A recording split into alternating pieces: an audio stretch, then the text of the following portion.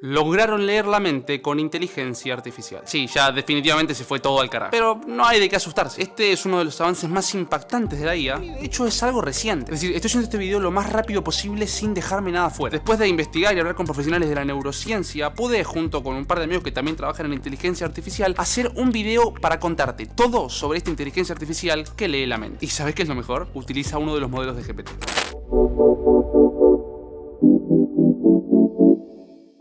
Para comenzar, ¿qué pasó? ¿Cómo que una IA que lee la mente? Bueno, antes de entender cómo funciona esta IA, tenemos que entender un poco más el contexto. Hasta hace no mucho, los avances científicos más poderosos apenas nos permitían la idea de acercarnos a entender y poder leer lo que sucede en nuestra cabeza. Pero el problema estaba en que cada vez que queríamos intentarlo, siempre teníamos limitaciones técnicas, es decir, no teníamos la tecnología suficiente como para poder hacerlo de forma efectiva. Los métodos que hasta ahora teníamos estandarizados o que considerábamos viables son muy poco precisos y muy poco efectivos. Es decir, podríamos decir que quizá nos estamos acercando a la idea de poder leer la mente, pero no del todo. Es decir, no estamos a un punto en el que podamos decir que realmente está leyendo la mente, porque tenía muchísimos errores y en algunos casos era garrafal. Y estamos hablando de que en algunos casos incluso había métodos muy invasivos. O sea, hay que penetrar el cuerpo o en algunas situaciones el cerebro de la persona para poder lograrlo, cosa que no era muy efectivo. Pero hagamos un rápido repaso de los métodos existentes en la actualidad. Uno de los primeros métodos sanos y efectivos fue la electroencefalografía, o la EEG, que básicamente registra la actividad eléctrica del cerebro mediante electrodos colocados en el cuero cabelludo. Es útil para medir la actividad cerebral en tiempo real y es ampliamente utilizado para investigar enfermedades como la epilepsia y trastornos de sueño. Después apareció la magnetoencefalografía,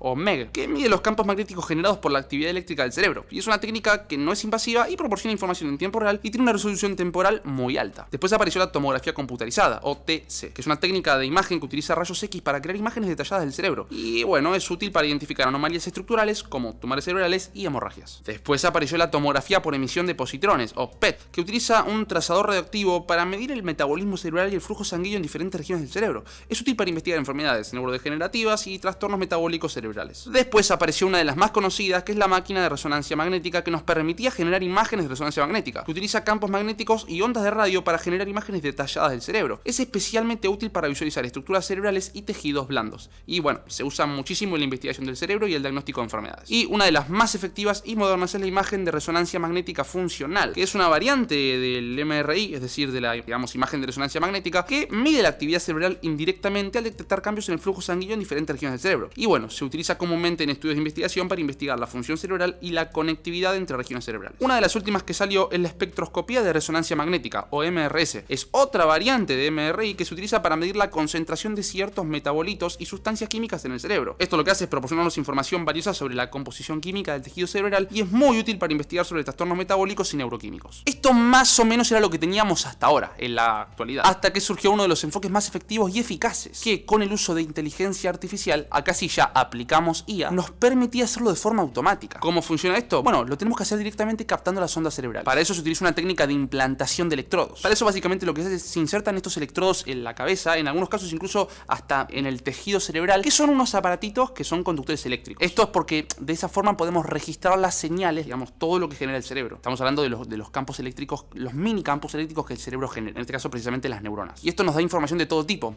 incluso por ejemplo acerca de las funciones cognitivas y emocionales. Pero métodos como estos son muy invasivos y estamos hablando de que pueden ser riesgosos para la salud, nos pueden generar infecciones, daños cerebrales, no son métodos saludables, digamos. Entonces deberíamos encontrar un método un poco más efectivo. Y si no solamente encontramos un método más efectivo, es decir, ¿qué pasaría si encontramos una forma de hacer esto sin necesidad de utilizar electrodos en la cabeza de la persona? O sea, implantarle electrodos en el cerebro. Y no solamente eso, ¿qué pasaría si además utilizamos inteligencia artificial para que automáticamente se reconozcan estas imágenes, un conjunto de imágenes, y en tiempo real nos puedan dar una respuesta acerca de qué es lo que está pasando en el cerebro, para, por ejemplo, darnos cuenta qué es lo que piensa? Bueno, ahí es cuando en 2019 un equipo de científicos rusos de Neurobiotics y del Instituto de Física y Tecnología de Moscú, el MIPT, desarrolló una tecnología para reconstruir imágenes que una persona está visualizando en un momento determinado sin necesidad de implantes cerebrales. Esta técnica utiliza electrodos para obtener la encefalografía y redes neuronales para traducir esta encefalografía en información visual. Pero la pregunta es, ¿cómo hicieron esto? Bueno, para hacer esto, realizaron un experimento que consta de 3 etapas principales. En la primera fase, los sujetos vieron fragmentos de videos de YouTube de 5 categorías diferentes. Los patrones de las ondas cerebrales eran distintos para cada categoría. En la segunda fase se utilizó inteligencia artificial, es decir, específicamente desarrollaron 2 redes neuronales. Una para generar imágenes aleatorias a partir del ruido de los videos y otra para generar ese ruido similar a partir de los datos proporcionados por las EEG, es decir, las electroencefalografías. Y por último, en la última fase, ambas redes fueron entrenadas para colaborar entre sí, convirtiendo el ruido ruido derivado de las electroencefalografías en imágenes reales similares a las observadas por los voluntarios. Y lo loco está en los resultados.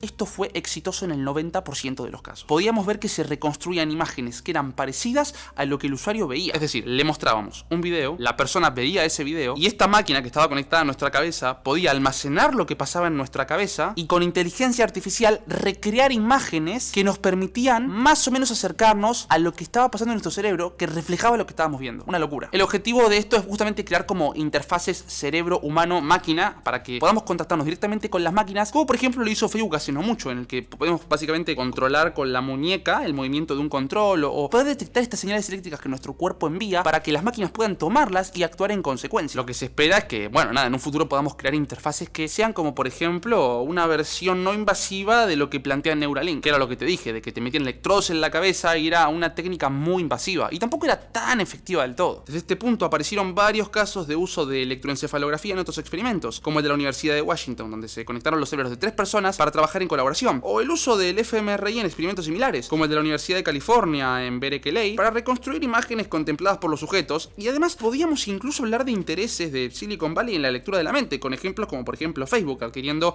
la startup de Control Labs, que trabaja con una pulsera que básicamente te permite controlar la mano virtual, y de hecho ya lo logró. Y Neuralink, por ejemplo, de Elon Musk, que ya hablamos, en el que ya vimos que intenta, bueno, desarrollar implantes cerebrales para interfaces cerebro-ordenador. Pero el problema de eso es que las técnicas que se basaban directamente en la electroencefalografía nos daban resultados que no eran los mejores. Y además, entendiendo que hay técnicas más modernas y más exactas de obtener imágenes que reflejen realmente cómo funciona, por ejemplo, el cerebro, aunque tengamos problemas temporales entre un plazo de una imagen y otra, es decir, la electroencefalografía es más en tiempo real, mientras que la otra tarda un poquito más porque hay un plazo de tiempo intermedio. ¿Qué pasa si utilizamos una de esas técnicas más efectivas que nos puedan permitir tener una información más detallada acerca del estado actual de un cerebro con técnicas de inteligencia artificial para hacer que todo esto sea más efectivo? Bueno, esto fue lo que se planteó un grupo de la Universidad de Texas hace nada. Ya hablamos bastante de los modelos GPT en este canal, tenemos, si no me equivoco, unos 3 videos al respecto que salieron hace no mucho tiempo, vayan a verlos que están buenísimos, pero no paran de haber nuevos usos y digamos, estas personas lograron encontrarle uno de los usos más poderosos a GPT, que es el campo de la neurociencia. La investigación de la Universidad de Texas en Austin demostró que en lugar de recurrir a métodos poco efectivos como este o métodos invasivos como Neuralink, ahora es posible decodificar la actividad cerebral utilizando imágenes de resonancia magnética funcional, que es uno de los métodos que hablamos que justamente mide la actividad cerebral indirectamente a través de cambios en el flujo sanguíneo. Pero si esto ya era posible, es decir, los fMRI ya existían, ¿qué fue lo que pasó? Lo que pasó es que si bien ya existían, eran imágenes abstractas para los sistemas de IA, pero ahora utilizamos diferentes técnicas de decodificación para entender mejor estas imágenes y encontrar patrones para que con IA podamos recrear de alguna forma lo que sucede con el cerebro de la persona. Este avance en la aplicación de la inteligencia artificial al estudio del cerebro no solo reduce los riesgos asociados con los métodos invasivos tradicionales, sino que también amplía las posibilidades de investigación y aplicación clínica. Esto porque elimina los procedimientos quirúrgicos y que son potencialmente dañinos. Este enfoque basado en IA abre nuevas vías para comprender el funcionamiento del cerebro humano y desarrollar tratamientos y terapias innovadoras para una variedad increíble de trastornos neurológicos y psiquiátricos, cosa que podría revolucionar completamente el campo de la neurociencia y en algunos casos la psiquiatría. Pero ¿cómo se usó GPT para esto? ¿Qué tiene que ver? ¿Un modelo generativo de texto? Es decir, entiende el prompt que le pasamos y nos devuelve con texto. ¿Cómo podemos usar un modelo como ese para algo tan poderoso como un sistema de IA que nos permite leer la mente? Espera, una cosita importante, gente. ¿Por qué estoy grabando con el celular? Si decís, Dalto, ¿por qué no grabas con cámara? Yo soy un tipo súper estricto que le gusta grabar sí o sí con cámara, pero acaba de pasar algo. Si no lo hago con cámara y tengo que ir al estudio a grabar esta parte, no sale esto en el video de hoy. Y tengo que contárselo sí o sí porque es una cosa que me volvió loco. Lautaro, mi querido amigo que trabaja en Binance, me dice, che, Alto, vos viste que nos gusta hacer acciones con vos, que la verdad que nos gusta tu canal todo, te vamos a dar esta cajita, ¿ok? Yo dije, qué lindo, la verdad que me pone contento, que piensen en mí, porque ellos me invitan a los eventos y demás. Pero la verdad me dijeron, no, no es para vos, es para tus seguidores. Se las quisieron dar a ustedes. Así que lo único que tienen que hacer es ir a Binance, registrarse con el enlace que les dejo en la descripción y ya con eso automáticamente van a tener acceso al sorteo, porque poca gente va a hacer. Ustedes se piensan, este video lo vieron 100.000 personas, entonces se van a registrar muchas. No se registra tanta gente. Si te registras tenés posibilidades. Solamente con registrarte, ahí me aparece el número de registro. Ese número de registro está asociado a tu cuenta. Si ganaste, te va a llegar un mail contándote que te ganaste esta caja hermosa. Voy a intentar conseguir una para mí también, porque la verdad que, como ya saben, Binance es una plataforma de broker para que puedan operar, es el más grande del mundo, así que no pierdan nada, realmente. Vayan, regístrense, ¿qué quieren? No pierdan nada. Así que ahora sí, los dejo con el video, continuamos. Bueno, primero y principal, no nos olvidemos que GPT es un modelo que interpreta. Es decir, puede interpretar números binarios, puede interpretar un código de programación, puede interpretar un código de Blender, puede interpretar cosas. Incluso si agarramos una imagen, copiamos el código fuente de una imagen, que es un código que literalmente se pasa directamente a una especie de intérprete que entiende ya código binario. Si pasamos ese código a GPT, puede decirnos incluso de qué trata la imagen. Es decir, indirectamente podríamos utilizar un reconocimiento de imágenes solamente con GPT. ¿Por qué? Porque estamos pasando la imagen a una representación numérica que puede ser comprendida por GPT. Entonces, un proceso parecido es el que utilizó. Pero vamos a ver cómo se usó en este caso puntualmente. Lo primero que se hizo fue obtener los datos fMRI. Las personas que son voluntarias en este caso fueron sometidas a escaneos de fMRI mientras escuchaban una historia o imaginaban contar una en silencio. La máquina de resonancia magnética justamente genera estos datos fMRI que mide la actividad cerebral indirectamente al detectar cambios en el flujo sanguíneo en diferentes regiones del cerebro, como ya dijimos bastante en este video. Y con esto se pueden obtener datos de fMRI que nos dicen qué áreas del cerebro están activas durante varias tareas cognitivas y emocionales. El segundo paso es el procesamiento de estas imágenes. Una vez que ya tenemos los datos fMRI, se procesan con algoritmos de inteligencia artificial para identificar patrones de actividad neuronal que correspondan a palabras o conceptos con un significado específico. Es decir, si yo siempre que saludo a alguien existe cierto comportamiento específico en mi cerebro, con muchos datos y repeticiones de esta acción, podemos obtener imágenes que al juntarlas nos permitan encontrar un patrón, como por ejemplo, cada vez que saluda, en el cerebro sucede esto. Entonces, si ahora sucede esto en el cerebro, es porque está saludando. El proceso igual es muchísimo más complejo que esto, pero bueno, ahí es donde entra GPT. Cuando ya tenemos estos patrones, lo convertimos en representaciones numéricas que el modelo GPT puede entender e interpretar, y acá viene el tercer paso clave. El tercer paso clave es la decodificación de la actividad cerebral. El modelo GPT, previamente entrenado en grandes cantidades de texto, se utiliza para analizar las representaciones numéricas de los patrones de actividad cerebral y generar texto que refleje el significado semántico de la actividad neuronal observada. Es decir, se decodifica y se genera un texto que representa lo que está pasando en nuestra cabeza. Y el cuarto, que es la evaluación de los resultados. Los investigadores comparan el texto que generó el modelo GPT con lo que los voluntarios realmente escucharon o imaginaron para evaluar la precisión de la decodificación, para posteriormente poder mejorar. Es decir, si pensaste en una cosa y se dijo eso y el modelo pudo decodificarlo correctamente, vamos a decirle que está correcto, para que de esa forma pueda ser un sistema efectivo de deep learning que pueda aprender de las acciones para que tenga mucha más precisión, reduciendo el margen de error. Esto es algo que no sabemos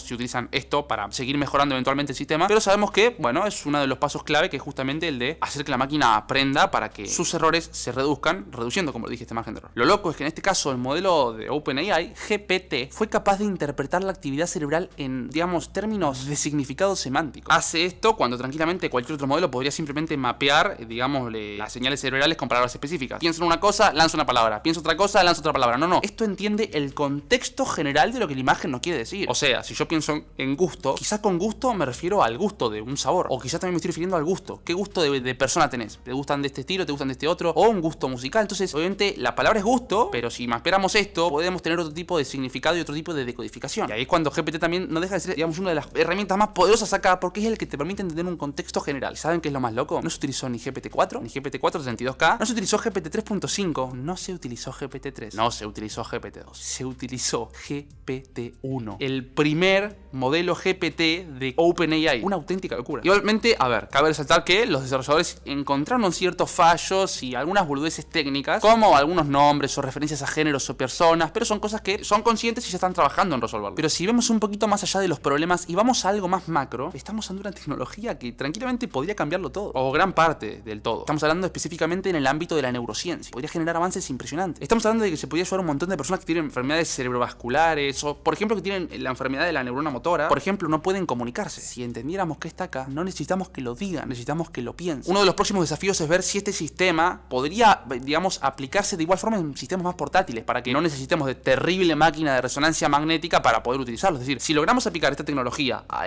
sistemas más portátiles, podríamos abrir otra, digamos, gran posibilidad y ampliar a la cantidad de centros de investigación y hacer más pruebas, obvio. Y aunque parezca algo completamente de ciencia ficción, esto es un hecho, y esta idea de pensar en la posibilidad de leer la mente ya es algo en lo que se está trabajando muy duro y cada vez se hace más real, porque ya existen formas en las que podemos leer parecido a lo que la mente piensa. No es tan exacto, no puede ser exacto, por ahora por lo menos, pero estamos teniendo un avance loquísimo. O sea, técnicamente medio que se puede leer la mente, y esto nos permite, digamos, abrir un abanico de posibilidades con soluciones a diferentes problemas que la humanidad tuvo. Por ejemplo, en el ámbito de terapias y tratamientos. ¿Qué pasaría si, por ejemplo, se utilizara esta tecnología para comprender cómo funciona cada cerebro de forma individual y ofrecer soluciones personalizadas para cada persona con problemas, digamos, neurológicos o psiquiátricos? O en el ámbito de la educación y la capacitación, hacer lo mismo, entender cómo funciona cada cerebro, cuáles son las necesidades mentales de cada persona a la hora de aprender, para brindarles una de las mejores formas para que cada uno pueda aprender por su cuenta al mismo tiempo. Es decir, podríamos enfocarnos en las necesidades individuales de cada persona en lugar de generalizar todo, que de hecho estaríamos solucionando uno de los problemas educativos más grandes de la historia, porque estamos adaptando los métodos de enseñanza a las necesidades individuales de cada individuo. También se puede utilizar para evaluar la efectividad de un tratamiento. Cuando estamos haciendo un tratamiento psicológico, neurológico o lo que sea a una persona, necesitamos evaluar esa actividad cerebral y evaluar si esto funciona o no funciona. Podemos generar evaluaciones relaciones automáticas con este tipo de sistemas? ¿Y qué pasaría si vamos un poquito más allá y permitimos que las personas puedan compartir sus pensamientos de forma más eficiente y directa? Puede permitir, por ejemplo, mejorar la colaboración, la creatividad, la generación de ideas y otros rubros similares, ¿no? Y además podemos solucionar uno de los más grandes problemas que hasta ahora tenemos con el uso de la computación, que es muchas veces uno no tiene una forma directa de comunicarse, sino que a través de lenguajes previamente diseñados para comunicarse justamente. ¿Podrían tecnologías como estas conducirnos a una comunicación más efectiva entre nuestro cerebro y las máquinas, por ejemplo? Algo que sea más natural. Como ven, esto tiene un mundo entero de posibilidades y cosas que ni siquiera estamos hablando porque podemos tirar para arriba la cantidad de posibilidades, pero también tiene cosas que tenemos que pensar desde un lado ético incluso, o temas de privacidad. ¿Cuáles son las implicaciones éticas de poder leer la mente de alguien? ¿Cómo podemos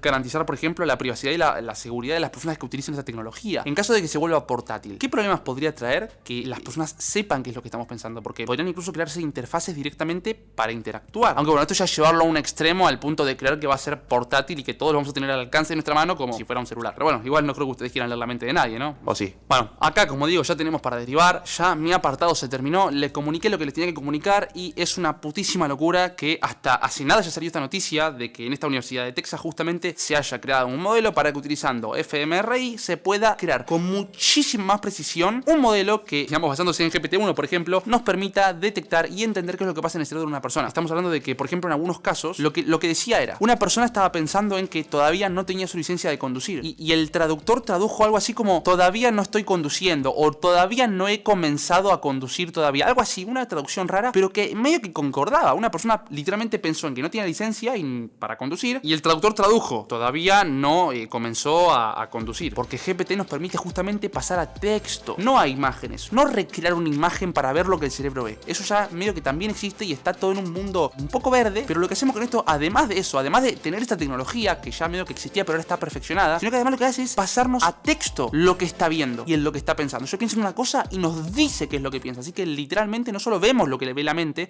sino que podemos entenderlo y, digamos, llevarlo a texto. Sería precisamente un reconocimiento de imágenes, y estas imágenes son creadas justamente por sistemas que leen lo que sucede en nuestro cerebro, cosa que se complejiza mucho. Pero como digo, mi trabajo terminó acá, es posible leer la mente y cada vez va a ser más real. Obviamente no es, digamos, algo como las películas de ciencia ficción todavía, no son cosas tan precisas y falta perfeccionar esta tecnología, pero yo lo veo algo como bastante posible y que créanme que si esto se vuelve mainstream, va a haber un montón de cosas que puedan hacerse con esta tecnología y más si se utilizaron modelos como por ejemplo GPT-1 en lugar de utilizar los más potentes como GPT-4 por ejemplo. Pero bueno, ya eso quizás sea un tema para otro video. Si viste este video, seguí al canal. ¿Por qué no estás siguiendo al canal si llegaste hasta este punto del video? Llegaste al final. Poca gente llega al final. Si llegaste al final es porque formas parte del público objetivo de este canal que le interesan temas de este tipo. Tenemos de hecho un curso de Python. Si querés aprender inteligencia artificial, anda al curso de Python porque es el primer lenguaje que tenés que aprender si querés saber inteligencia artificial. Pronto se viene un video, en fin, no voy a hacer más publicidad, quiero que el video termine acá porque me encantó y no lo quiero hacer más largo. Así que gente, yo me despido y no se olviden que si van a programar y se van a ver el cursito de Python, nunca programen para solucionar problemas, sino que tienen que programar para crear soluciones. Yo soy Dalto